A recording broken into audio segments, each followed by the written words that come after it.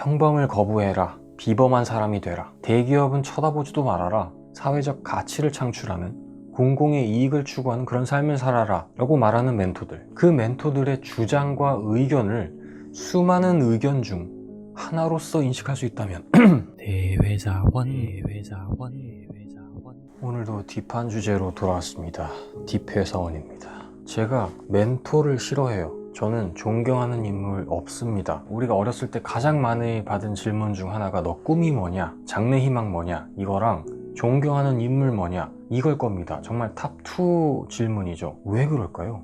왜 어린애들한테 존경하는 인물이 누구냐 그렇게 물어보는 걸까요? 집요하게 말이죠. 어릴 때뿐만 아니라 우리가 다 커서 성인이 됐을 때도 어떤 회사의 그런 지원서 항목에 보면 또 존경하는 인물에 대해서 물어보는 경우도 있어요. 사실 어렸을 때 이런 존경하는 인물에 대해서 물어보는 이유는 교육적 의도가 있는 것 같아요. 우리 어린 시절에 접할 수 있는 인물이 그렇게 많습니까? 많지 않잖아요.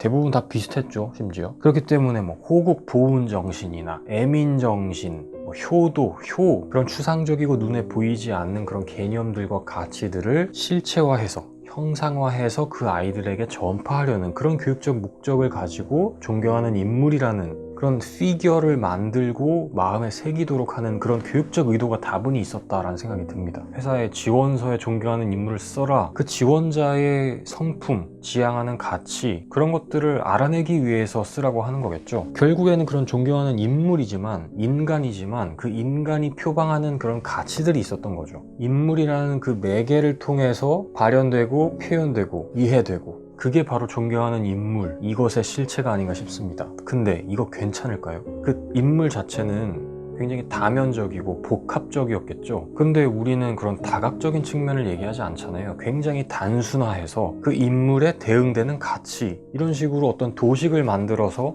그것을 통용시켜버리죠. 얼마 전에 제가 본 영상, 요지는 그거였어요. 평범한 사람보다는 비범한 사람이 되어라. 공익적인 일, 이웃을 섬길 수 있는 그런 일들에 더 많은 가치를 부여하여서 그런 일들을 추진하는 것이 더 가치 있고 이로운 삶이다. 이러한 주장을 하는 멘토들도 많이 있죠. 주장인데 가치 판단에 의해서 도출된 주장일 뿐인데, 의견일 뿐인데, 이런 이야기들을 듣는 수용자들은 하나의 가치나 의견으로서 받아들이지 않는다는 것이 저는 큰 문제이고 우리들에게 큰 해악을 끼칠 수도 있다는 생각이 듭니다. 우리가 왜 비범해야 됩니까? 비범하다, 평범하다의 정의부터 일단 해야겠지만, 평범함을 거부하는 게 왜 그렇게 중요하고 멋진 일입니까? 왜 공공의 이익을, 그런 가치를 창출하고 추구하는 삶을 살아야 되는 거죠? 돈 많이 주는 직장 다니면서 떵떵거리면서 사는 삶이 뭐가 잘못됐다는 거죠? 제 마음을 울렸던 그런 문구들을 내가 일찍이 행복했고 만족했던 곳으로, 다시 열리는 잃어버렸던 낙원으로, 아버지 어머니의 밝은 세계로, 나는 집안의 모범 소년이 되었다. 지금 읽어드린 이 문구의 화자는 싱클레어라는 소년입니다. 이 싱클레어는 데미안이라는 사람을 만나기 전까지만 해도 굉장히 이분법적인 사고를 가지고 있던 사람이었어요. 밝은 세계, 어두운 세계, 이 두 가지 세계가 있고, 자신은 밝은 세계에 속한 사람이며 늘 언제나 밝은 세계를 추구하고 지향해야만 하는 사람이라는 생각을 가지고 있었어요. 데미안을 만나기 전까지만 해도 밝은 세계 안에서 자신이 구축해 놓은 삶의 루틴, 삶의 양식 속에서 나름의 만족과 행복을 누리면서 살고 있었던 사람이죠. 근데 데미안을 만나면서 그 경계가 허물어지기 시작합니다. 그냥 데미안이 별 이상한 얘기를 하는 거예요. 그러나 세계는 다른 것으로도 이루어져 있어. 세계의 이 다른 부분, 어둠의 세계를 말하는 거죠. 이 다른 부분이 통째로 숨겨지고 묵살되는 거예요. 인위적으로 분리시킨 이 공식적인 절반뿐만 아니라 세계 전체를 말이야. 그래서 데미안은 신과 악마에 대해서 얘기를 합니다. 신적이고 공식적인 것, 밝은 세계, 그리고 묵살된 악마적 세계, 이 어둠의 세계. 그래서 밝은 세계와 어둠의 세계가 공존하고 있고, 우리 사회는 이 밝은 세계만을 칭송하고 미덕으로 여기는데, 이 어둠의 세계는 의도적으로 분리시키고 묵살하고, 근데 사실 이 세계는 선한 세계와 악한 세계가 어우러져서 공존하면서 때로는 서로의 영역을 침범하면서 존재할 수도 있는 것인데, 이 반절의 구성 요소를 의도적으로 묵살하고 제거시켜버린 이 세계, 그 세계관으로는 우리의 세계를 온전히 이해할 수가 없다라는 것이 데미안의 주장이죠. 그래서 싱클레어한테 계속 얘기합니다. 왜냐면 싱클레어는 그 절반의 세계만을 살고 있잖아요. 너의 허용된 세계는 세계의 절반에 불과하다. 그리고 너는 그 두 번째 절반을 감추려고 하고 있다. 또 거기서 더 나아가서 이렇게 얘기를 해요.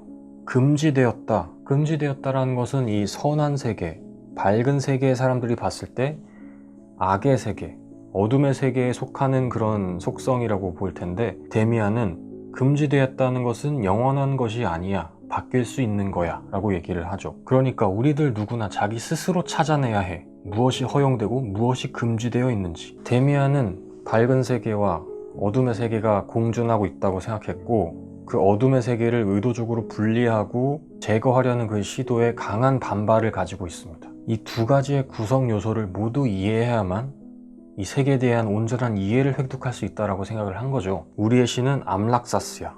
환한 세계와 어두운 세계를 가지고 있어. 존경하는 인물을 갖는다는 것은 이 절반의 세계만을 추구하고 가지겠다라고 선언하는 것과 마찬가지라고 생각해요. 사실 그 인물의 모든 면을 다 사랑하고 내가 받들고 싶은 것은 아니죠. 그 인물의 다양한 성향들과 특성들 중에 몇 개만을, 가장 주요하고 우수하고 특징적인 요소만을 추출을 해서 그것을 바라보고 있는 거죠. 굉장히 단순하고 상충적이지도 않으면서 서로 굉장히 밀접하게 유기적으로 연결되어 있을 겁니다. 이 가치들은 밝은 세계에 속해 있던가 아니면 어둠의 세계에 속해 있겠죠. 그 경계에 있다거나 그 둘의 경계를 마구 왔다 갔다 할 수 있는 그런 성격의 가치나 개념은 아닐 거예요. 여기에서 큰 문제가 발생하는 거라고 생각해요. 암락사스.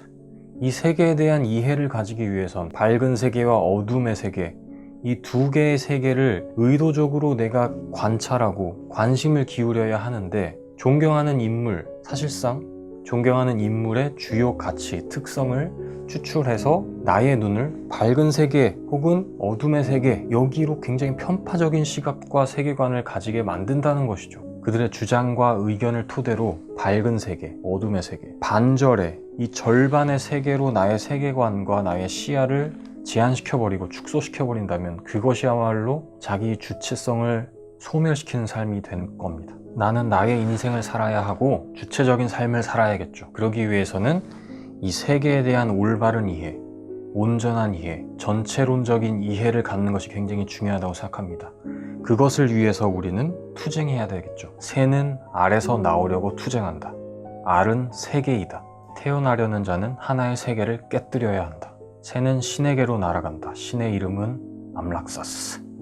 다음 영상에서 만나요. 제발.